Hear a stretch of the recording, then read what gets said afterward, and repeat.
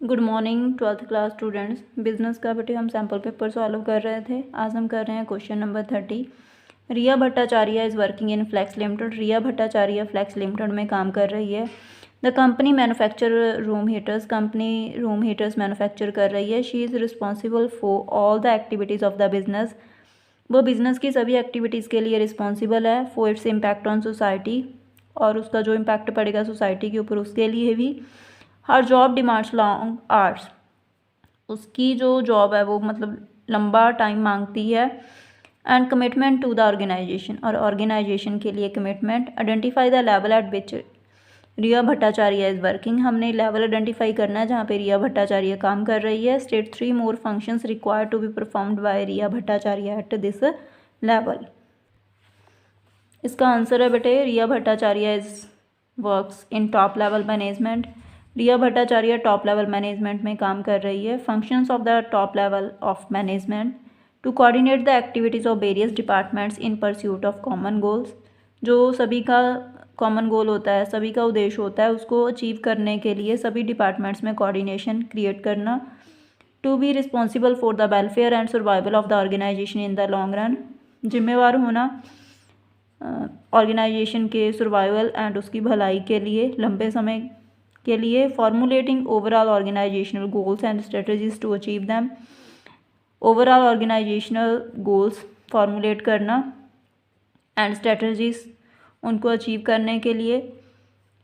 To be responsible for all the activities of the business and for its impact on society.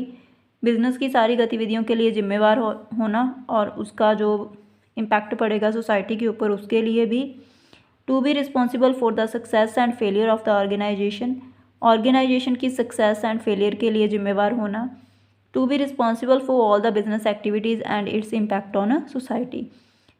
Business की सभी activities के लिए जिम्मेवार होना और उन सभी का जो सोसाइटी के ऊपर इम्पैक्ट पड़ेगा, मतलब बिजनेस एक्टिविटीज़ का जो सोसाइटी के ऊपर इम्पैक्ट पड़ेगा उसके लिए जिम्मेवार होना। नेक्स्ट क्वेश्चन है, factory system of production implies that managers serve as a link between the owner and the workers. जो फैक्ट्री सिस्टम है प्रोडक्शन का वो इम्प्लाई करता है कि जो मैनेजर्स हैं वो लिंक के तौर पे काम करते हैं ओनर्स एंड वर्कर्स में। Since as managers they have to mandate to get work done from the workers. Manager के तौर पे जो उसके लिए मैंडेटरी है कि वो वर्कर से काम करवाए। There always exist the possibility of kind of class conflict.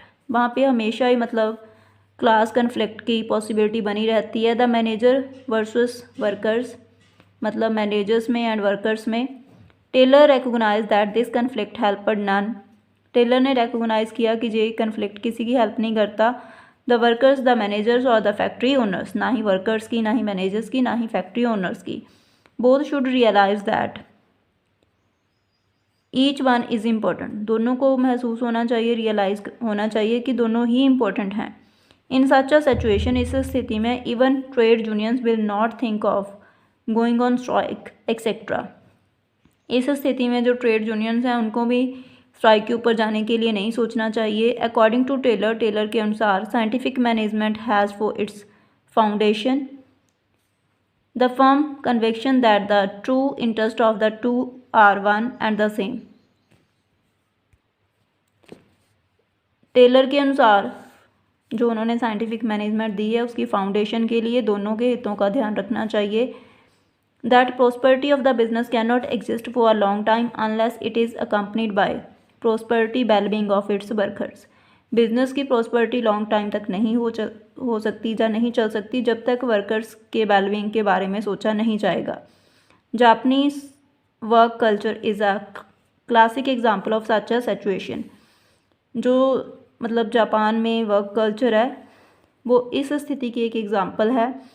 In Japanese companies paternalistic style of management is in practice. जो जापानीज कंपनीज हैं वहाँ हैं बेटे, वहाँ पे पैटर्नलिस्टिक स्टाइल चल रहा है मैनेजमेंट का।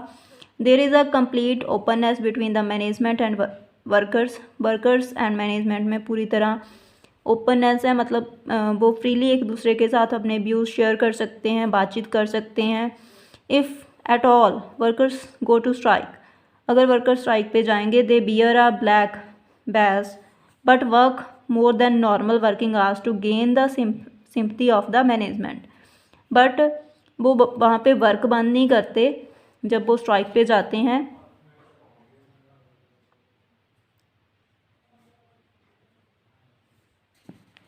बट वो ब्लैक बैज पहनते हैं और नॉर्मल वर्किंग आवर से ज़्यादा समय काम करते हैं मैनेजमेंट से सिंपथी गेन करने के लिए।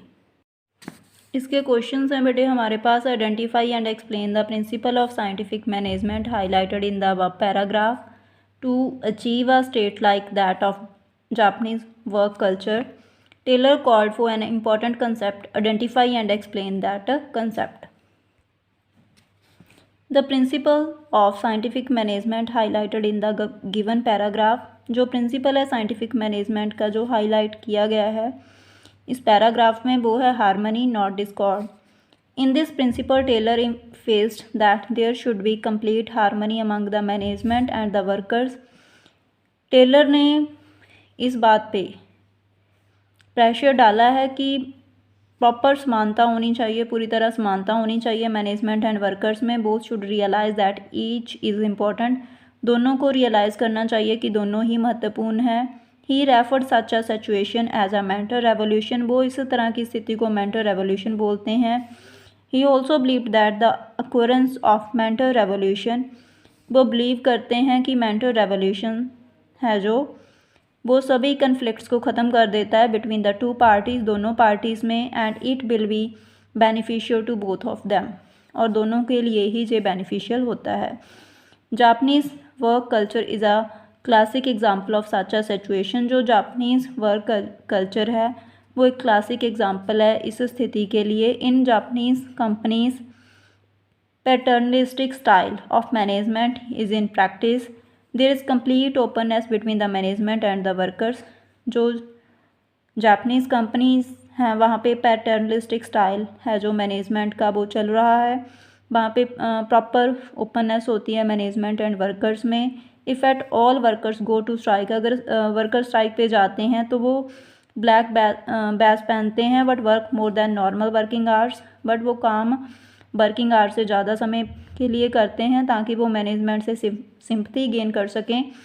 To achieve the state being discussed in the question, जो स्टेट इस क्वेश्चन में डिस्कस की गई है उसको अचीव करने के लिए Taylor called for mental revolution, Taylor ने बोला है कि मेंटल रेवोल्यूशन होना चाहिए। Mental revolution it involves a change in the attitude of workers and management. Mental revolution है जो ये चेंज लेके आती है वर्कर एंड मैनेजमेंट दोनों के एटीट्यूड में, टुवर्ड्स वन अनदर, एक दूसरे के प्रति। From competition to cooperation, competition से कॉपरेशन तक। Both should aim to increase the size of surplus, दोनों का जो उद्देश्य है वो सरप्लस को इंक्रीज़ करना होना चाहिए। बेटे इसी के साथ आपकी ये वीडियो कंप्लीट है। Thank you.